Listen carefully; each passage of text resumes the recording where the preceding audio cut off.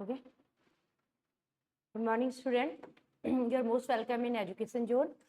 जो आज हम बायोलॉजी की क्लास ले रहे हैं वो है एनिमल फिजियोलॉजी, जिसे कहते हैं जंतु कार्य की। लास्ट क्लास में हमने पादप की कार्य की और उसका कार्य की दोनों देखी थी, मतलब मॉर्फोलॉजी और फिजियोलॉजी दोनों का अध्ययन किया था। आज हम जो पढ़ने वाले हैं वो है आपकी जंतु कार्य की, मतलब एनिमल फिजियोलॉजी।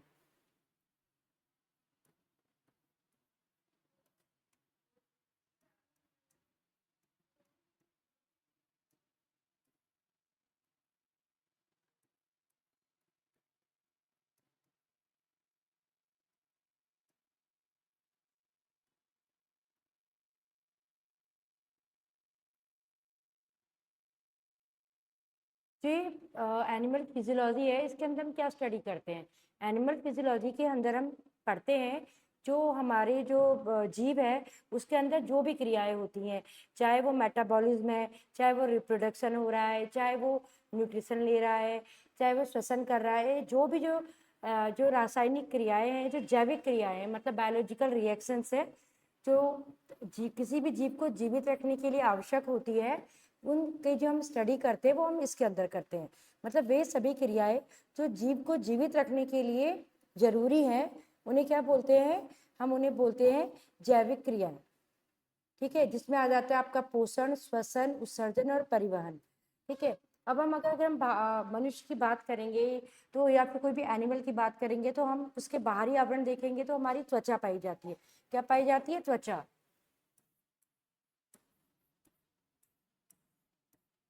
मतलब स्किन। जो ये स्किन होती है, ये हमारी ये दो टाइप की होती है, मतलब स्किन के दो स्तर होते हैं इसके।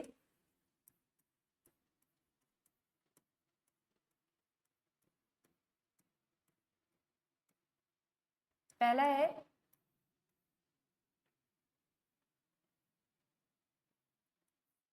एपिडर्मिस और दूसरा है डर्मिस।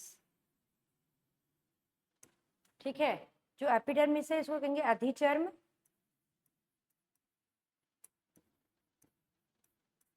और ये होगा चर्म। ठीक है, सबसे पहले हमने पढ़ेंगे स्किन, जो हमारी त्वचा है, जो हमारा बाहरी स्तर बना रहा है। इसके भी ये दो स्तर हैं त्वचा के, एपिडर्मिस और डर्मिस, जिसे बोलते हैं अधिचर्म और चर्म। इस पे जो क्वेश्चन आता है कि इसकी उत्पत्ति कैसे हुई है, इसकी जो उत्पत्ति है और इसकी उत्पत्ति, ये इंपॉर्टेंट है, ये पूछते हैं। तो ये जो इसकी उत्पत्ति होती है वो एक्टोडर्म से हुई है। जो आपका एम्ब्रॉय होती है ना, भ्रूण जो होता है आपका, भ्रूण के भ्रूण के बाह्य जनन स्तर से।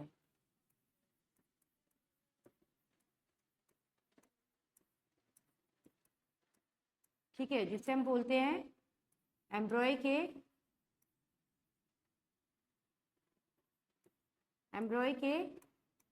एक्टोडर्म से। ठीक है, जो एपिडर्मिस है इसकी उत्पत्ति होती है एक्टोडर्म से, एम्ब्रॉय के एक्टोडर्म से, या फिर भ्रूण के बाह्य जनन स्तर से। और जो आपकी यहाँ पे नोट करो, एक्टोडर्म, एपिडर्मिस, एपिडर्मिस, अधिचर्म,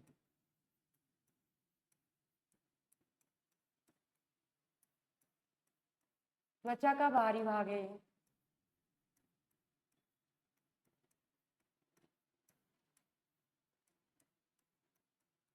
ठीक है, इसकी उत्पत्ति होती है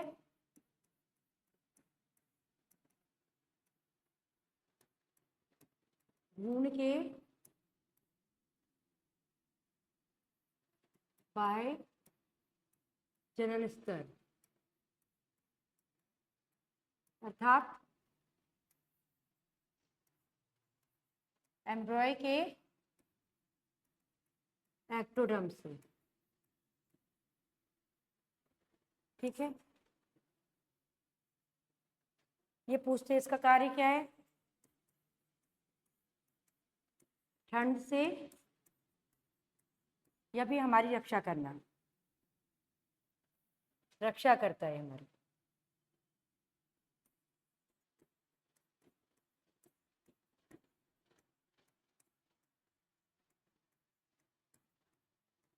ठीक है, बाहरी स्तर है, ये करेगा हमारा, रक्षा करेगा। फिर दूसरा जो आता है जिसे हम चर्म कह रहे हैं या डर्मिस, ये किसके नीचे होता है? ये जो आप अधिचर्म कह रहे हैं, मतलब एपिडर्मिस के नीचे वाला स्तर है, के नीचे होता है।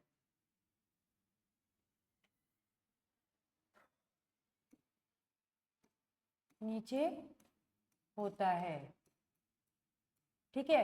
सबसे पहले क्या होगा? एपिडर्मिस, फिर डर्मिस। ये क्या है? एपिडर्मिस, फिर क्या मिलेगा? डर्मिस। ठीक है, सबसे पहले कौन आएगा? एपिडर्मिस। ये जो स्किन दिख रही है, इसके नीचे का जो स्तर होगा वो होगा आपका डर्मिस। तो जो ये एपिडर्मिस के नीचे होता है, ठीक है। और इसकी उत्पत्ति कैसे हुई है? इसकी उत्पत्ति, और ये क्या होता है ना, ये अधिचर्म की तुलना में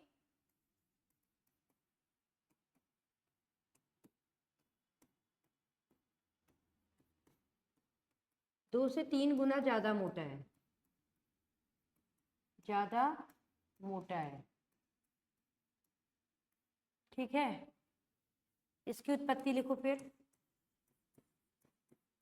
जो इसकी उत्पत्ति है, मतलब ओरिजिन कैसे हुआ होगा?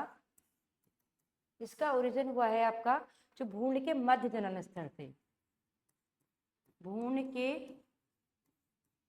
मध्य जनन स्तर से, मतलब कि एम्ब्रॉय के मीजोडर्म से।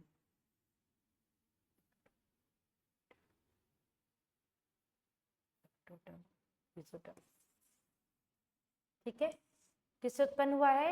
एम्ब्रॉय के मीजोडर्म से। किससे उत्पन्न हुआ है? भ्रूण के मध्य जनन स्तर से, ठीक है। जो एपिडर्मिस है उसकी उत्पत्ति हुई है, ये क्वेश्चन पूछते हैं, ये इंपॉर्टेंट है, ठीक है। और जो हमारा जितनी भी ग्रंथियां पाई जाती हैं, मतलब कुछ ग्लैंड्स पाई जाती है, त्वचा की ग्लैंड्स होती हैं,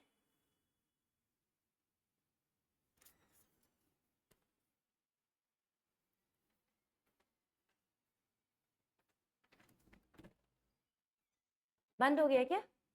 देखना,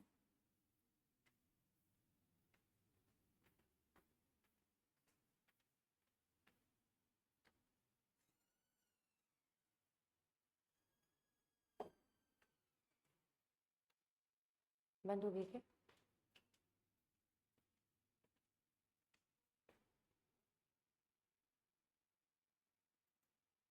चल रहा है ना?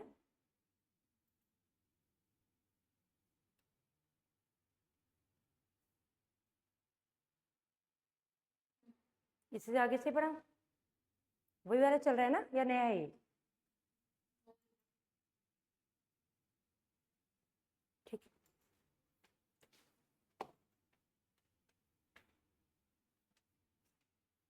है। तो ये डर्मिस है ना, इसमें सभी प्रकार के जितनी भी हमारा ग्रंथियां होती हैं, त्वचा की जो ग्रंथियां होती हैं, त्वचा ग्रंथियां, और आपका कोलेजन तंतु,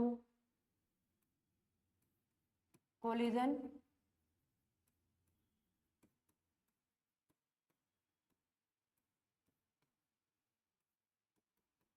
तंत्रिका तंत्र,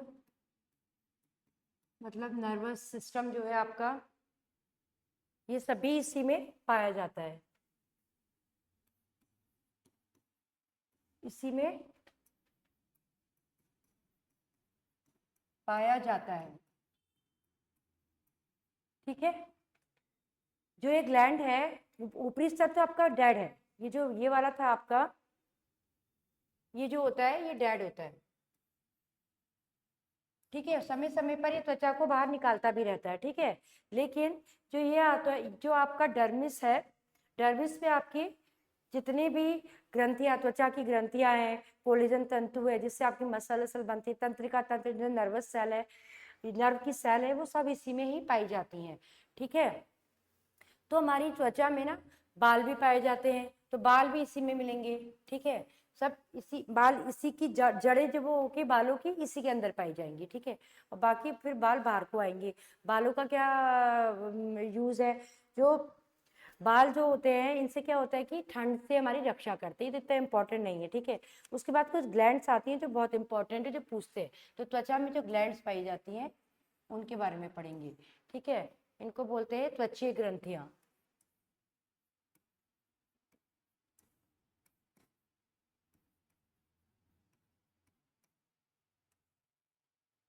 ठीक है, ग्रंथियां।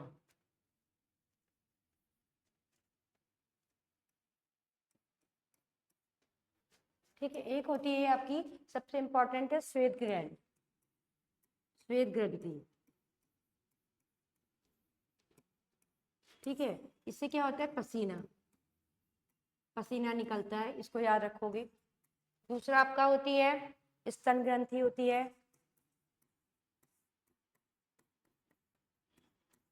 इससे दूध श्रावण होता है। ठीक है, स्वेटिंग होती है इससे, इससे मिल्क सिक्रेशन होता है। ठीक है, श्वेत ग्रंथि है, स्तन ग्रंथि है, आपकी एक तेल या सिबेसियस ग्लैंड होती है, तेल या सी सिबेसियस,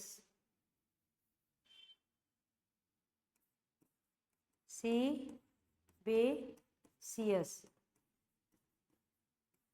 ग्लैंड, ये बहुत इंपॉर्टेंट है।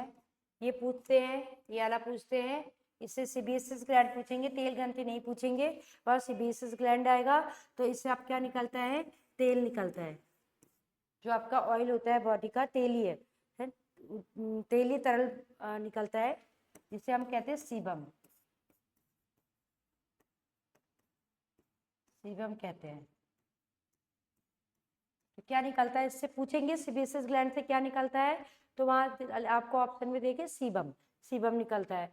श्वेत ग्लैंड है, इससे क्या निकलता है? पसीना निकलता है। ठीक है, एक सेरुमिनस ग्लैंड होती है, सेरुमिनस ग्लैंड,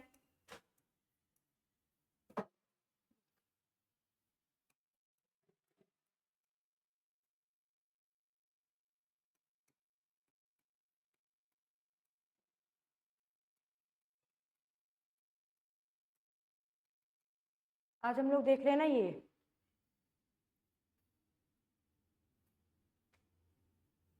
हम देख रहे हैं एनिमल फिजियोलॉजी देख रहे हैं, मतलब हमारी बॉडी के बारे में।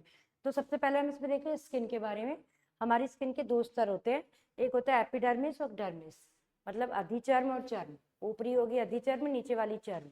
ठीक है, तो इनका इसमें जो क्वेश्चन आता है वो ये आता है कि इसकी जो जो आपका अधिचर्म है, इसकी उत्पत्ति कैसे होती है? तो इसकी उत्पत्ति होती है भ्रूण के बाह्य जनन स्तर से, मतलब बाहर की कवर है तो भ्रूण के बाह्य जनन स्तर से, जिसको हम बोलते हैं एम्ब्रॉय के इंग्लिश में एक्टोडर्म बोलते हैं। ठीक है, इसका कार्य क्या? हमारी रक्षा करता है, और ये भाग डेड होता है। ठीक है, ये समय समय पे निकलता भी रहता है। उसके नीचे होती है आपकी ये जो डर्मिस होती है, जो इसकी उत्पत्ति होती है, इसकी जो उत्पत्ति होती है वो आपकी जो आपका भ्रूण है या फिर एम्ब्रॉय, उसके मध्य जनन स्तर से हो रही है, मतलब कि मीजोरम से हो रही है।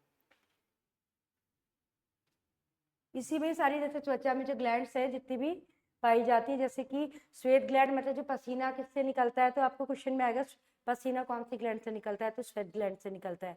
ऐसे सीबम है, एक तरल जैसा निकलता है, तो वो सीबेसियस ग्लैंड से निकलता है। एक ये सेरेमिनस ग्लैंड है, इससे ये कान में पाई जाती है।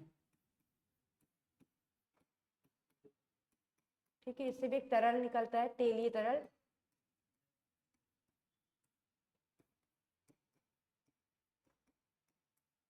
पूछेंगे कहाँ पाई जाती है, तो आप बोलोगे ये कान में पाई जाती है। ठीक है, और एक क्वेश्चन बहुत ज्यादा है, इलेक्ट्रॉन,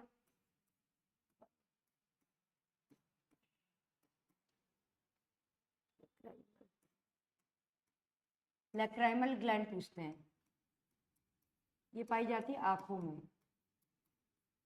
आंसू निकलते हैं इसकी वजह से।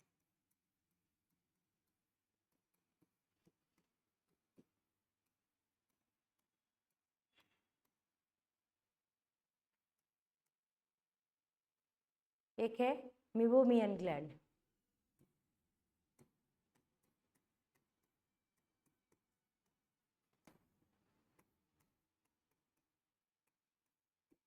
ये भी आंखों में मिलती है, लेकिन ये कॉर्निया जो होता है आपका,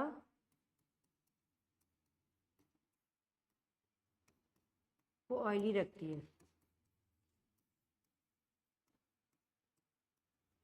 ड्राई आईज हो जाती है इसकी कमी से। ठीक है, जो सेरेमिनस ग्लैंड है ये कान में है, लैक्राइमल ग्लैंड किसमें, आंखों में। इससे क्या निकलते हैं, आंसू निकलते हैं। ठीक है, मिबोमियन ग्लैंड जो है ये भी आंखों में, ये आपकी कॉर्निया को ऑयली रखती है। ठीक है, अब हम पढ़ेंगे पोषण, मतलब न्यूट्रिशन। न्यूट्रिशन कैसे कैसे लेते हो, खाने से लेते हो। ठीक है, तो क्या क्या लेते हो, जैसे कि क्या क्या मुख्य घटक होते हैं इसके, जैसे कार्बोहाइड्रेट होते हैं, प्रोटीन होते हैं, विटामिन होते हैं, जो फाइबर्स होते हैं, जो भी होता है पोषण से हम वो लेते हैं। ठीक है, तो पोषण भी दो तरीके का होता है, एक कार्बनिक और अकार्बनिक। कार्बनिक और अकार्बनिक।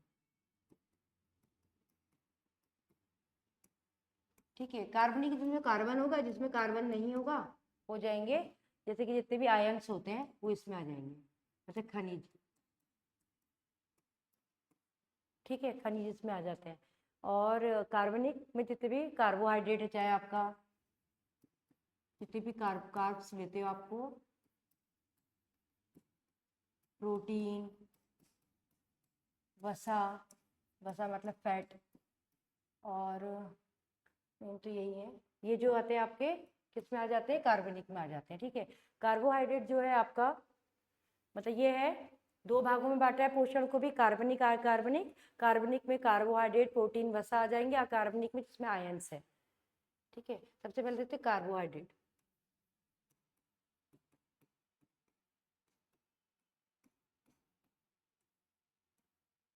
ऊर्जा का मुख्य स्रोत यही है। ठीक है, मुख्य स्रोत है, जो हम एनर्जी लेते हैं मेनली कार्बोहाइड्रेट से ही लेते हैं। ठीक है, और किस फॉर्म में लेते हैं, ग्लूकोज। हो रहा है कि जो हमारी बॉडी में किस जो ये ग्लूकोज है कैसे स्टोर रहता है, ऐसा ग्लूकोज के फॉर्म में तो नहीं रहता है।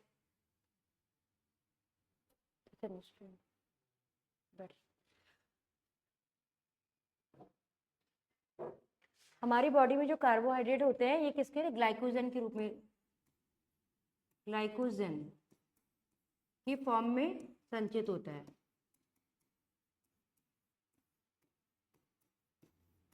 मतलब स्टोर होता है, ग्लाइकोजन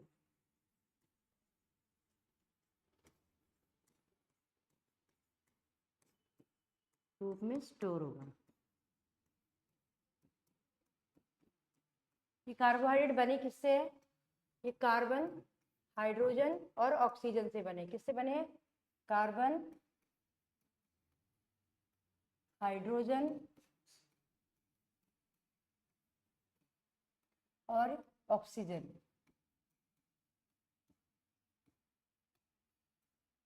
जब ये तीनों मिलते हैं तो ये क्या बनाते हैं, कार्बोहाइड्रेट बनाते हैं। ठीक है, और किस अनुपात में है, 1:2:1। किस अनुपात में होते हैं ये, 1:2:1 के फॉर्म में ये होते हैं, और ये क्या बनाते हैं, कार्बोहाइड्रेट बनाते हैं। जैसे आपका ग्लूकोज है,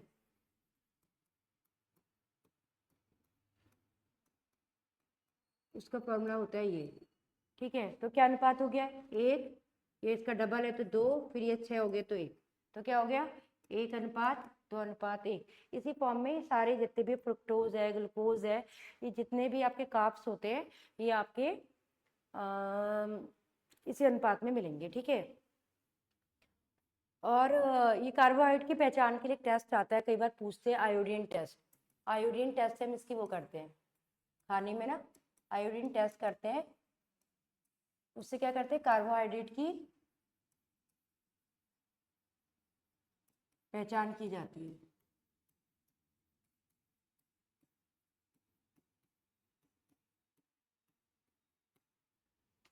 ठीक है, आयोडीन टेस्ट है। आयोडीन टेस्ट में क्या करते हैं, आयोडीन का सॉल्यूशन होता है,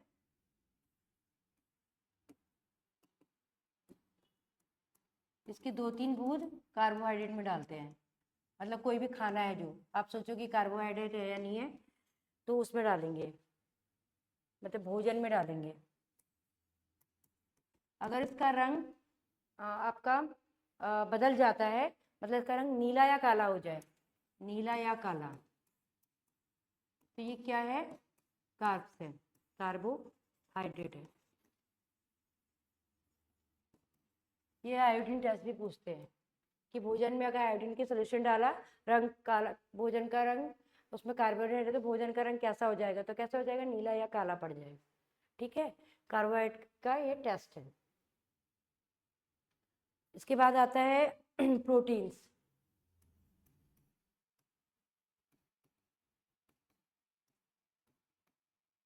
प्रोटीन्स क्या है, हमारा शरीर का जो 14% भोजन का 14, मतलब शरीर का 14% भाग प्रोटीन ही है, 14% भाग जो है प्रोटीन है। ये भी कार्बन, हाइड्रोजन, ऑक्सीजन, ये तो है, संग में इसके संग नाइट्रोजन भी होता है। ठीक है, एक और ऐड हो जाता है, इसके कंपोजिशन से ये बनता है। ठीक है, carbon, hydrogen, oxygen, nitrogen, carbon, hydrogen, oxygen and nitrogen, इनके कॉम्बिनेशन से ये बनता है। प्रोटीन का काम क्या होता है, जितने भी एंजाइम्स है वो क्या है, प्रोटीन है। जितने भी बॉडी में एंजाइम है, ठीक है, हार्मोन है, वो भी अधिकतर क्या होते हैं, प्रोटीन होते हैं। एग्जाम्पल क्या, इंसुलिन, इंसुलिन सुना है, इंसुलिन सुना होगा ना, वो क्या है, वो भी प्रोटीन ही है। इंसुलिन की कमी से क्या हो जाता है, डायबिटीज हो जाती है, हम नहीं बोलते शुगर हो गया, तो वो इस इंसुलिन की कमी से ही होती है। ठीक है, वो भी क्या है, आपका एक प्रोटीन ही है। और जो हमारा त्वचा है, त्वचा का भी मेन भाग यही बनाता है, प्रोटीन, कार्बोहाइड्रेट के साथ मिलके, कार्बोहाइड्रेट, प्रोटीन और वसा जो होती है, ये मिलके हमारा जो हमारा शरीर का जो बाहरी भाग है वो भी यही बनाते हैं। ठीक है, प्लाज्मा मेम्ब्रेन जिसे बोलते हैं, वो भी यही बनाते हैं। ये प्रोटीन बनते कैसे हैं, देखो, प्रोटीन क्या है, 14% भाग है प्रोटीन, किससे बने, कार्बन, हाइड्रोजन, ऑक्सीजन और नाइट्रोजन से। ठीक है, ये क्या है, एंजाइम्स है, एंजाइम्स की तरह काम करते हैं। कुछ हार्मोन्स होते हैं बॉडी के, वो भी क्या है, प्रोटीन है। उसका एग्जाम्पल जैसे आपका इंसुलिन होता है। कुछ गड़बड़ हो रहा है ना,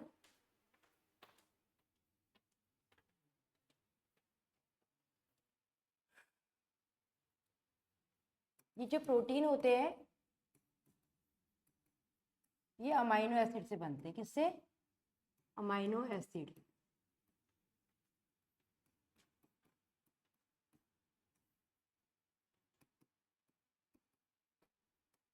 बहुत सारे अमाइनो एसिड जुड़ के क्या बना देते हैं, प्रोटीन बना देते हैं। क्या बनाते हैं, प्रोटीन।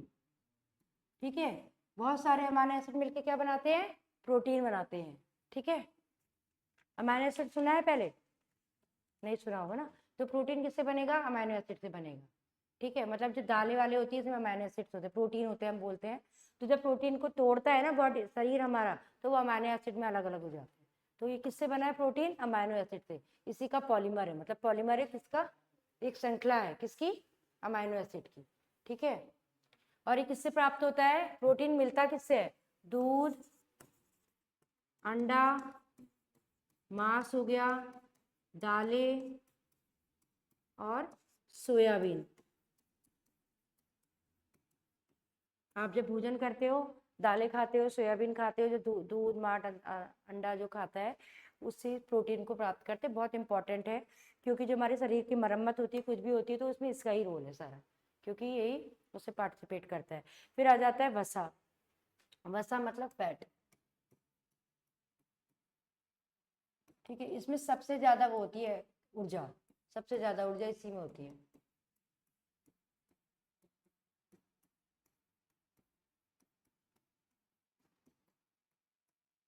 और जो आपके अतिरिक्त कार्बोहाइड्रेट है ना, अतिरिक्त कार्बोहाइड्रेट,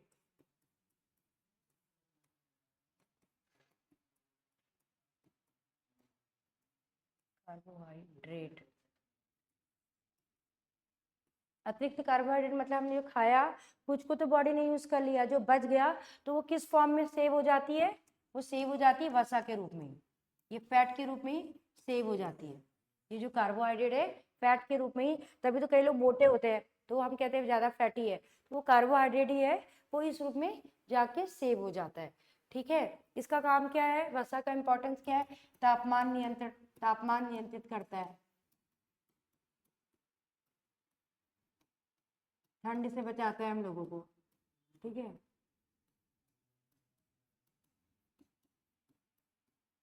और हमारी त्वचा का तो ये पार्ट है ही। ठीक है, अब बहुत इंपॉर्टेंट चीज है विटामिन, ये देख लो बस।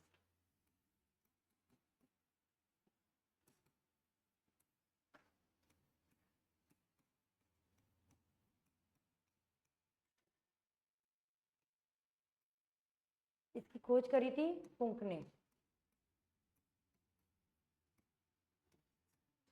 फुंक नाम के एक साइंटिस्ट थे, उन्होंने इन विटामिन की खोज करी थी। विटामिन खाना सच नहीं है, बस ये हमारे लिए इम्पॉर्टेंट है, क्योंकि हमारी प्रतिरक्षा तंत्र मतलब इम्यूनिटी को बढ़ाता है, और जो हमारी जितनी भी क्रियाएं होती है उसको तेज या कम कर सकता है। तो मतलब ये बहुत हमारी रक्षा करता है, इसीलिए हम उसको प्रतिरक्षा तत्व भी कहते हैं। ठीक है, तो इसकी खोज किसने करी थी? फुंक ने करी थी। जो विटामिन होते हैं 2 टाइप के होते हैं, एक तो जल में विलय होते हैं, और एक होते हैं वसा में, मतलब फैट में, वसा में विलय। जल में विलय कौन होते हैं? बी और सी। ये क्वेश्चन पूछते हैं कि जल में विलय विटामिन कौन है? वो है बी और सी। और वसा में विलय जो होंगे वो होंगे ए, डी, ई और के। जो बाकी जो बचे हैं वो सब किस में होते हैं? वसा में विलय होते हैं।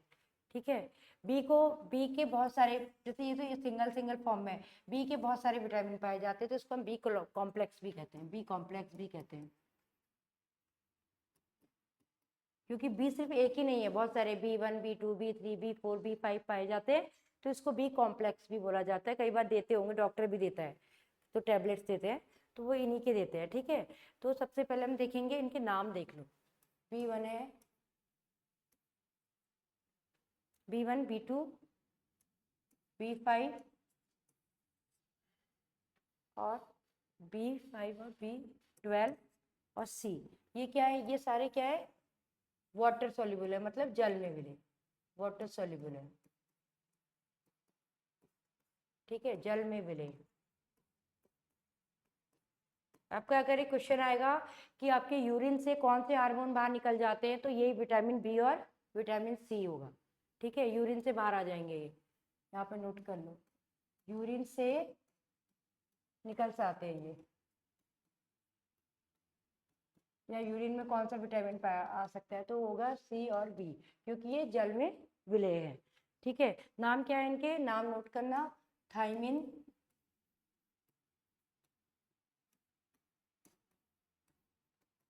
राइबोफ्लेविन,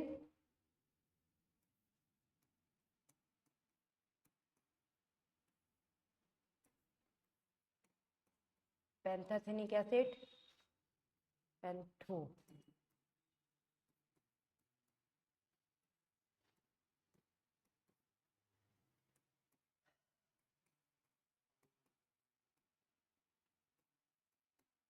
कोबलामाइन, और इसको कहते हैं एस्कॉर्बिक एसिड, इसे बोलेंगे एस्कॉर्बिक।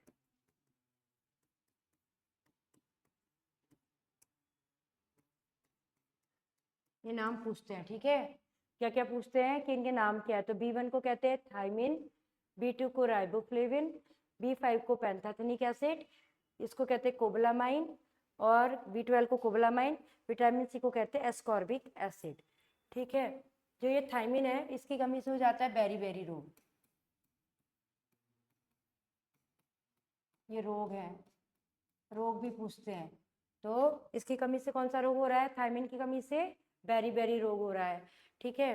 और ये जो विटामिन B12 तो जहाँ होंठ फट जाते हैं ना, होंठ जो होते हैं आपके किनारे से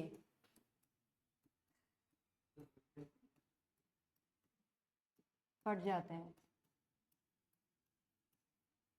जो B5 से पेलाग्रा नाम का एक रोग होता है, पेलाग्रा रोग हो जाता है। और जो कुबलामाइन है इसकी कमी से एनीमिया हो जाता है। क्या हो जाता है? एनीमिया। एस्कॉर्बिक एसिड है, इसकी कमी से क्या हो जाता है आपका? सूखा रोग, स्कर्वी। उसको नोट, ये बहुत इंपॉर्टेंट है। बी को बोलते हैं थायमिन, B12 को राइबोफ्लोविन, B5 को पेंटाथेनिक, B12 को कोबलामाइन, C को एस्कॉर्बिक एसिड कहते हैं। रोग ये पूछते हैं, बेरी बहुत पूछते हैं। बेरी रोग हो जाता है ना, इसमें आपका क्या होता है? भूख नहीं लगती है, बच्चे कुछ मंदबुद्धि जैसे हो जाते हैं, इस तरीके से कुछ सिम्टम्स बच्चों में ही होता है। और पेलाग्रा है, इसमें भी 4 टाइप की डिजीज हो जाती है, डेथ तक भी हो जाती है इसमें भी। और 3-4 डिजीज का वो है। एनीमिया तो तुमको पता ही है। ठीक है। और एक क्वेश्चन इसमें ये आता है, जो B12 है इसमें एक खनिज पाया जाता है, वो होता है कॉपर, Cu। तो वो पूछेगा कि कॉपर कौन सी विटामिन में पाया जाता है, तो आप लिखोगे B12 में कॉपर।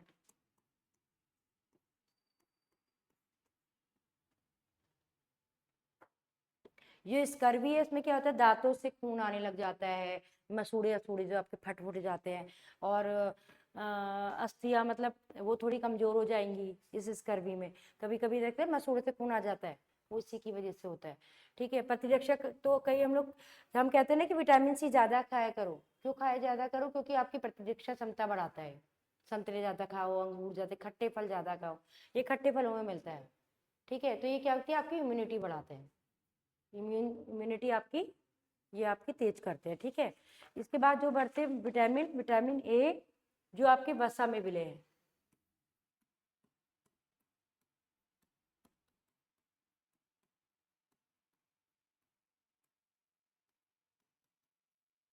विटामिन से, जैसे विटामिन A,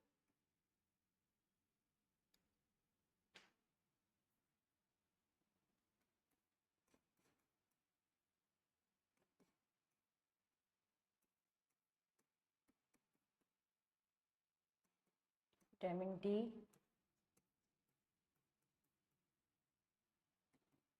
विटामिन E और विटामिन K। ठीक है। जैसे बोलते हैं रेटिनॉल, इसकी कमी से हो जाता है रतौंधी। रतौंधी सुना है? वो ये रात के समय में दिखाई नहीं देना। सबसे ज्यादा किस में मिलता है? ये गाजर और आम में मिलता है। गाजर और आम ज्यादा खाओगे तो क्या होगी? आंखें तेज बनेंगी, रतौंधी नहीं होगी तुम लोगों को। ठीक है। तो क्या है? विटामिन A को बोलते हैं रेटिनॉल, इसका नाम है, साइंटिफिक नेम है, ये पूछते हैं एग्जाम में। और इसकी कमी से हो जाता है रतौंधी। ये विटामिन D है, ये किससे मिलता है? धूप से। ठीक है। हमारी बॉडी इसको खुद सिंथेसाइज करती है। ये विटामिन K है, ये भी छोटी आंत होती है हमारी, उसमें कुछ जीवाणु पाए जाते हैं, मतलब हमारी बॉडी इसको सिंथेसाइज कर लेती है। छोटी आंत में कुछ जीवाणु होते हैं ना, छोटी आंत के जीवाणु इसको खुद बना लेते हैं।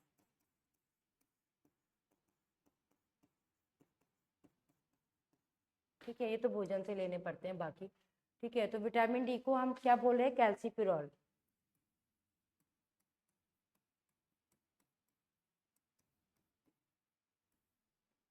ठीक है। इसकी कमी से हो जाता है सूखा रोग। और आपकी जो हड्डियां हैं, बोन्स है, वो कमजोर हो जाएंगे। बोन्स है, टीथ है आपके, बोन्स है, टीथ है, ये क्या सब हो जाएगा? कमजोर हो जाएगा। एक एज के बाद ना विटामिन की सैसे भी देते हैं डॉक्टर्स। जब हम थोड़े एज में आ जाते हैं तो डॉक्टर ये कैल्शियम के संग विटामिन D देते हैं। धूप में, सुबह की धूप है, सुबह की 11 बजे तक की धूप आप लोगे तो आपको कभी भी विटामिन डी की कमी नहीं होगी। 11 बजे के बाद की धूप इंपॉर्टेंट नहीं रखती है, ठीक है, ये ज़्यादा इंपॉर्टेंट रखती है विटामिन डी के लिए। अब जो विटामिन ई है इसको कहते हैं टोकोफेरॉल,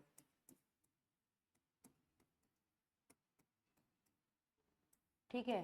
इसकी इसकी कमी से क्या हो जाता है, प्रजनन क्षमता कम हो जाती है,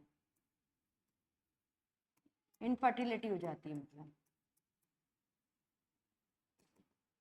इनफर्टिलिटी।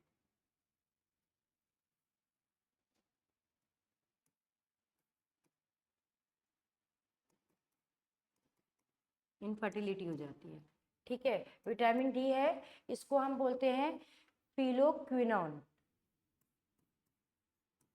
फिलोक्विनोन। इसका क्या काम है, इसकी कमी से जो आपका ब्लड का थक्का नहीं जमता है, हमारा खून बहता ही रहता है, बहता ही रहता है ना, तो जब ये इसकी कमी होगी तो खून बहेगा, लेकिन जब ये कमी नहीं होगी, मतलब ये हमारी बॉडी में होगा, तो जैसे कट लगता है तो खून का थक्का जम जाता है।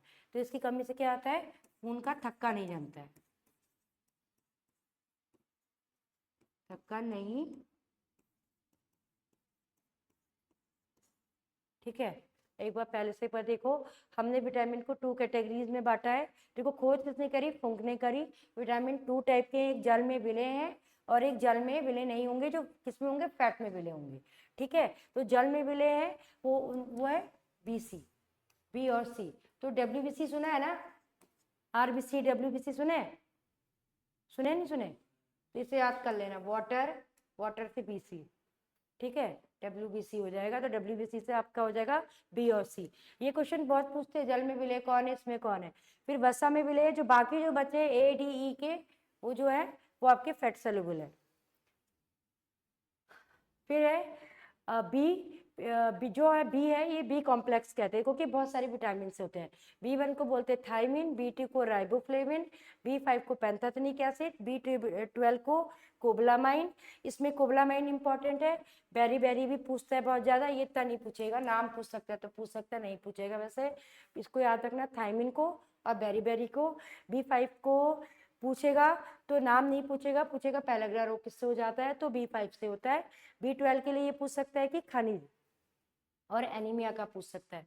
तो जो ये कॉपर जो खनिज है वो आपका बी12 में मिलता है। एस्कॉर्बिक एसिड का नाम पूछ सकता है, और इसकी कमी से कौन सा रोग होता है, स्कर्वी रोग होता है, ये पूछ सकता है, ठीक है। और ये भी आ जाता है कई बार, यूरिन से कौन सा विटामिन निकलता है, निकल जाता है। इसी तरीके से वसा में विलय जो है ये सारे इंपॉर्टेंट है। विटामिन ए, इसको रेटिनॉल कहते हैं, रतौंधी हो जाता है। विटामिन डी आपको धूप से मिलता है। विटामिन ई जो है टोकोफेरॉल, प्रजनन क्षमता को बढ़ाता है, ये स्किन के लिए भी बहुत अच्छा होता है। ये गेहूं अंकुरित अंकुरित जो अनाज है उससे प्राप्त होता है, अंकुरित अनाज। इस तरीके से विटामिन डी है, ये हमारा, हम लोग भोजन से भी प्राप्त करते हैं, लेकिन छोटी आंत के कुछ जीवाणु होते हैं, उसको वो भी इसको बनाते हैं। इसकी कमी से क्या हो जाता है, खून का थक्का जो होता है आपका नहीं बनता है, ठीक है।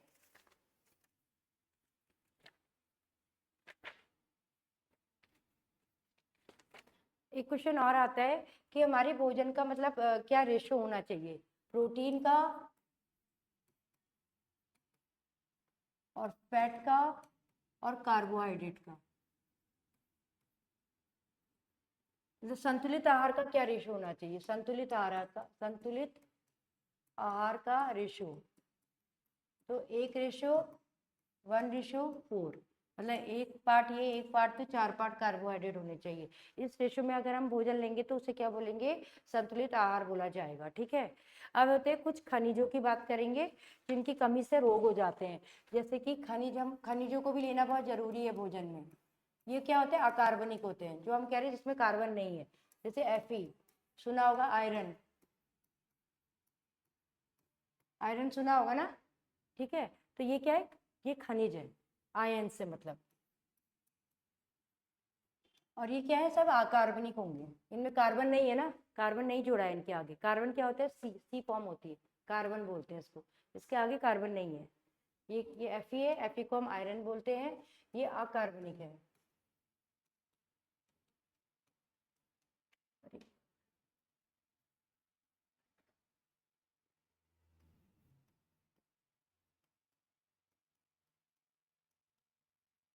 इनऑर्गेनिक,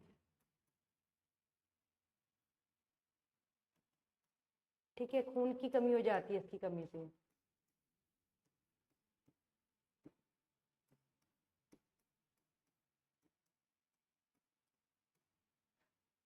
क्योंकि हीमोग्लोबिन, एक हीमोग्लोबिन सुना है, हीमोग्लोबिन सुना है, जो हीमोग्लोबिन का मुख्य घटक है आयरन, ठीक है, का मुख्य घटक है, ठीक है, क्योंकि ये जो आयरन है इसकी कमी से आपको क्या होगा, खून की कमी हो जाएगी। ये हीमोग्लोबिन जो होता है, हीमोग्लोबिन उसका मुख्य घटक होता है, ठीक है। एक होता है कैल्शियम, कैल्शियम भी सुना होगा तुमने, इसकी कमी से क्या हो जाती है, हैं, कैल्शियम की कमी से क्या हो जाता होगा, हड्डियां और दांत कमजोर हो जाते हैं।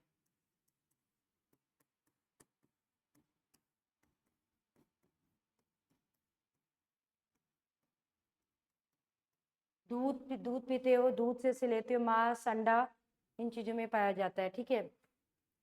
एक होता है फास्फोरस,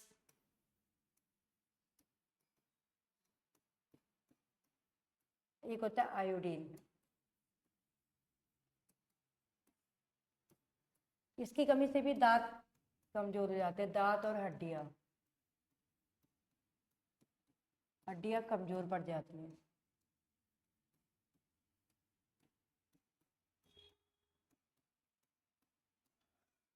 और जो आयोडीन है, इस आयोडीन की कमी से आपको क्या होता है, एक क्या बोलते हैं उसको, ग्वाइटर, घेंगा रोग, घेंगा रोग सुना है, इतना बड़ा बड़ा हो जाता है लोगों के गले में, कभी देखने तब पहले होता था, अब तो पता नहीं होता नहीं होता है, खूब मोटा मोटा गला में हो जाता है, घेंगा रोग हो जाता है, जिसे ग्वाइटर कहते हैं। ये भी पूछेगा कि ग्वाइटर रोग या घेंगा रोग किसकी कमी से होता है, तो वो होता है आयोडीन की कमी से, आयोडीन, ठीक है।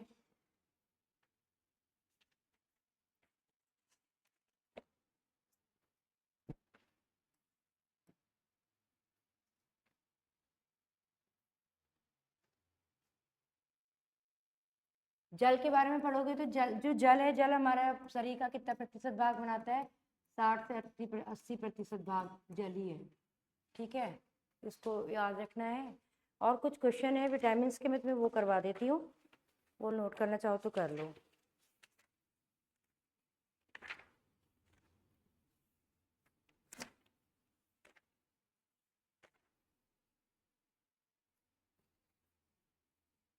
जैसे पूछेगा गाय के दूध में कौन सा विटामिन पाते हैं, मिलता है, तो गाय के दूध में मिलेगा विटामिन ए, नोट करना है तो कर लो इसको, ठीक है। ये चीज़ तुमने नोट नहीं करी है लेकिन ये सब इंपॉर्टेंट है, ठीक है। गाय के दूध में कौन सा विटामिन होता है, विटामिन ए, सीधे लिख लो, गाय के दूध में विटामिन ए।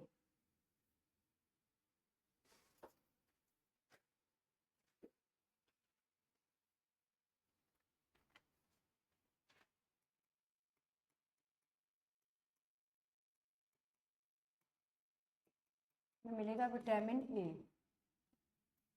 सूखा रोग जो बात करी थी,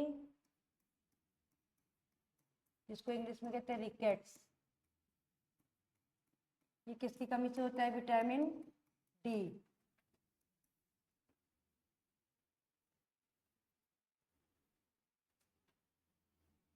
विटामिन सी की कमी से होगा स्कर्वी,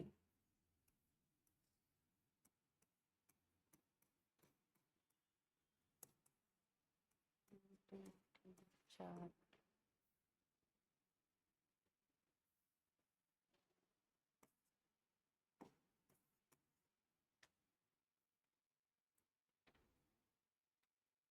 खून की कमी किसके कारण होती है, या एनीमिया जो कहते हैं, सीधे सीधे पूछेगा खून की कमी होती है तो लिखोगे विटामिन 12, B12।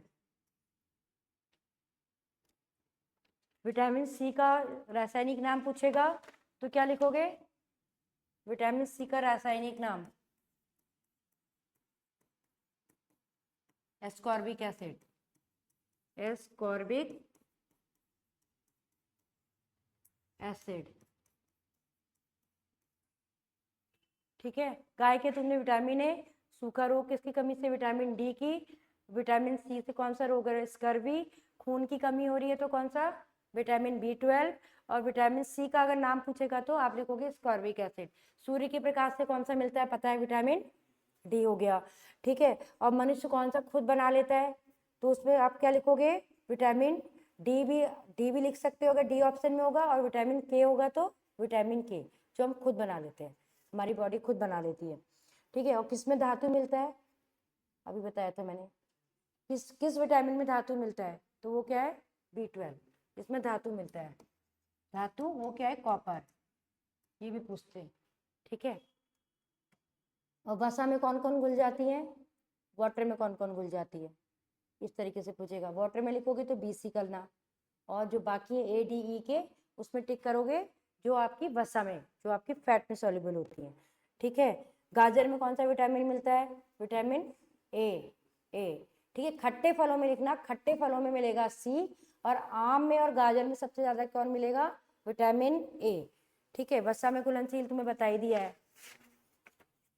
बेरी बेरी किसकी वजह होता है? Vitamin B1। ठीक है, बी वैसे तुम्हारा आएगा सिंपल B आएगा, B1 अगर स्पेसिफिक आ जाएगा तो बात अलग है।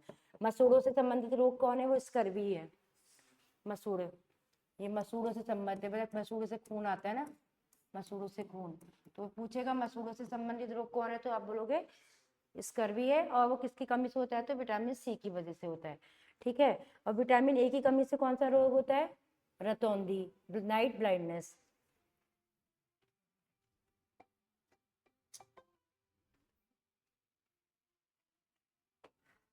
संतुलित आहार के लिए हमें क्या क्या चाहिए? ऑप्शन दिया, प्रोटीन, विटामिन, कार्बोहाइड्रेट, या ये सभी। तो ऑप्शन क्या टिक करोगे?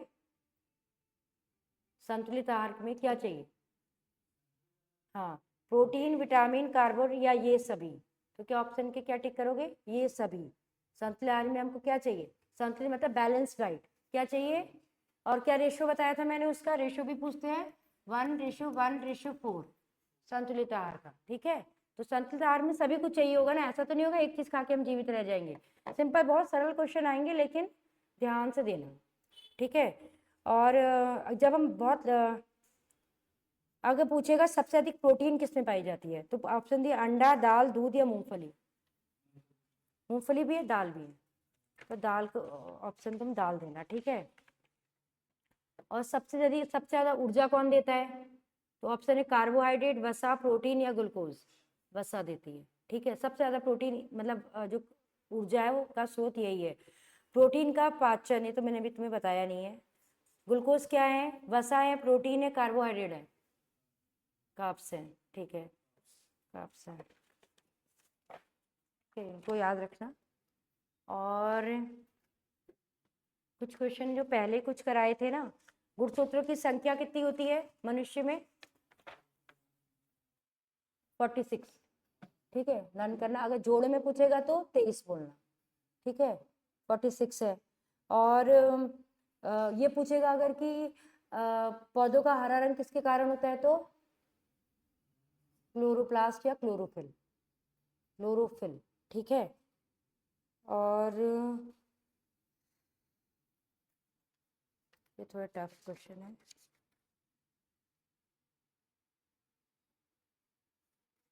जाइलम फ्लोएम बताया था ना मैंने, जाइलम और फ्लोएम। तो ये पूछता है कि पौधों में पानी का, जाइलम निम्न में से कौन सा कार्य करता है? तो इन्होंने बोला पानी का परिवहन, आहार का परिवहन, अमाइनो एसिड का परिवहन, या ऑक्सीजन का परिवहन। तो जाइलम से क्या था? पानी का। जाइलम किसका करेगा? पानी का। और फ्लोएम किसका करेगा? भोजन का। ठीक है, ये क्लास हो गई है, पहले की क्लासेस है। अच्छा, जब हम फोटोसिंथेसिस करते हैं तो कौन सी गैस लेते हैं अंदर और कौन सी छोड़ते हैं? ऑक्सीजन तो बाहर छोड़ते हैं, लेते कौन सी है? कार्बोहाइड्रेट। कार्बोहाइड्रेट नहीं, सॉरी, कार्बन डाइऑक्साइड। तभी तो ज्यादा इंपॉर्टेंट है पेड़। हम लोग जो कार्बन डाइऑक्साइड छोड़ते हैं, ये लोग लेते हैं फोटोसिंथेसिस या फिर प्रकाश संश्लेषण की प्रक्रिया में। तो पूछ सकता है कि कौन सा लेगा या कौन सा छोड़ेगा, इस तरीके से क्वेश्चन पूछ सकता है। और अगर आप बोलेगा बॉटनी का अध्ययन क्या कहलाता है, मतलब सॉरी, वनस्पति जगत का अध्ययन क्या कहलाता है? अब देखो यहाँ पे इसका इंग्लिश टर्म पूछ लिया है। वनस्पति जगत मतलब पौधों का, तो क्या होगा? बॉटनी। सीधे सीधे सिंपल क्या है उसका स्टडी? बॉटनी है।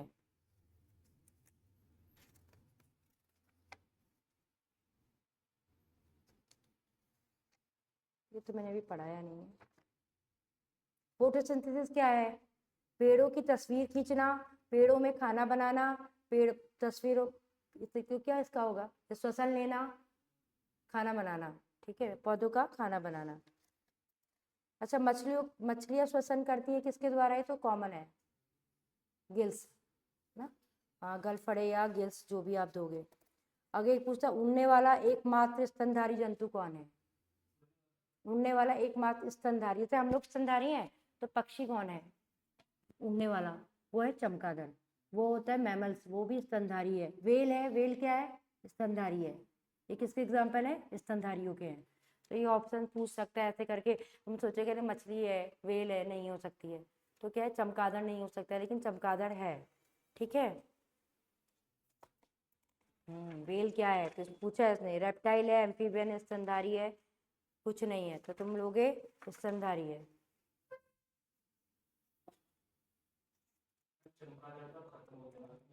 नहीं तो कितने मिलते ही हैं। गिद्ध हो गया, गिद्ध बोलते हैं, गिद्ध कम मिलते हैं। अभी ऊंचे पहाड़ों में चले गए हैं, वो पहाड़ों वहाड़ों में दिखते होंगे तो दिखते होंगे।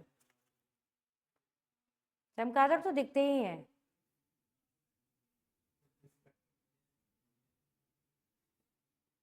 मैंने वो बताया था तुमको, मैमल्स का विकास किससे हुआ था, मैंने बताया था। विकास का क्रम का बताया था ना मैंने। विकास का क्रम कैसे कैसे हुआ है। सबसे पहले मछली थी, मछली के बाद क्या थे? सरीसृप। इसी से कौन हुआ है? स्तनधारी। ठीक है। तो किससे ये पूछेगा स्तनधारियों का विकास किससे हुआ है? तो सरीसृपों से, मतलब रेप्टाइल। रेप्टाइल कौन होते हैं? छिपकली, सांप, ये क्या होते हैं? तो ये क्वेश्चन पूछते हैं, इस टाइप के क्वेश्चन आ जाते हैं। कुछ जिन्हें सीधे पूछा है स्तनधारी जीव का विकास किससे हुआ है, तो ने एग्जाम्पल दिया है सरीसृप, उभयचर, मछलियां। तो तुमको देना है सरीसृप। ठीक है, मतलब रेप्टाइल से हुआ है। ठीक है। सबसे मजबूत पेशी कौन सी होती है? तो जबड़े की होती है। किसकी होती है? जबड़े की। हम अभी आगे पढ़ेंगे। ठीक है, चलो इतना बहुत है आज के लिए। विटामिन के क्वेश्चन हो गए, इनको देख लेना, विटामिन से वो क्वेश्चन जरूर है। ठीक है, सिंपल क्वेश्चन आते हैं, बहुत टफ नहीं आते हैं, बस ध्यान रखना है।